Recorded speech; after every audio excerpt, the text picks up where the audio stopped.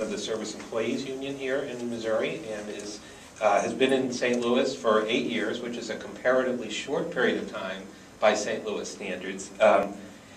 Nancy is the new face of labor in St. Louis and has been able to cross lines and get the ear of people who heretofore have not been interested in hearing from labor, in part because of her ability to talk about how raising up her members, her rank and file members, who are janitors and cleaning personnel and other service employees, can raise up the entire community, including moneyed interests. She led the Get Out the Vote effort on this campaign.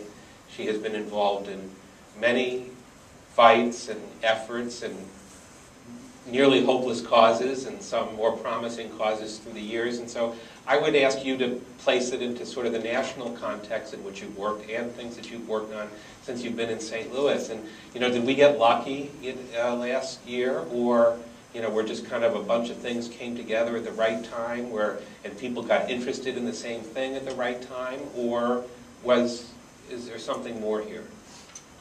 I actually think there's something more here.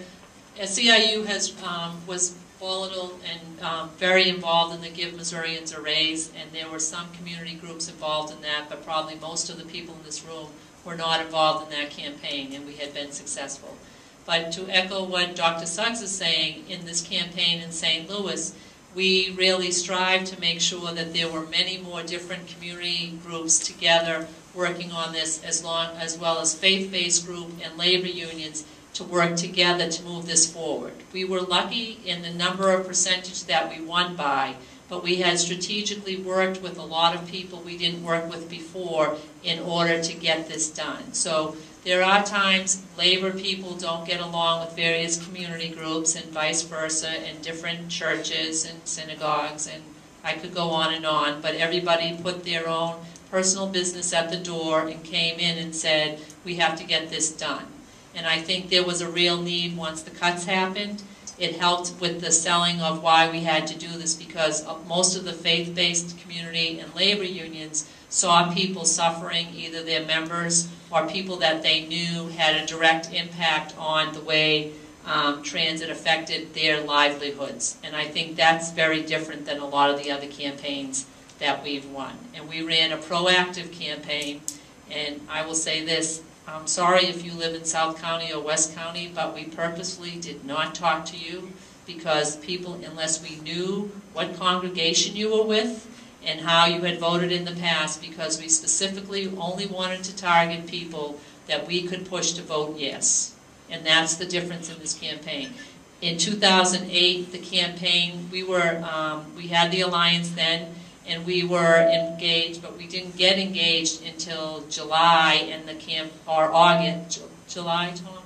July, and the campaign was already underway, and it was much more political, and we were just to fill in. And the problem was, in that campaign, they wanted to convince people to vote for transit, where in 2010 we said, we know you believe in this, we need to convince you to go and vote. And I think that's the strategic difference. And with the Alliance Group in 2008, I was asking for things the way that we generate stuff, and in the breakdown after when we lost, people said, we don't give our information that way, we don't do this, this one wasn't at the table, we have to do this, we have to do that. And then when we came back in 2010, Tom and Kim had a whole running list of everything we needed to do different based on the debrief, along with groups that were missing. And because of that, we were able to start going out and get further into the African American community, which we had not done in 2008. Was it taken for granted that people will vote for Obama, they'll vote number 39 on the back of the ballot, and you can't do that if you don't know that's on the ballot. So I think that made a big difference for us too in the way that we structured it.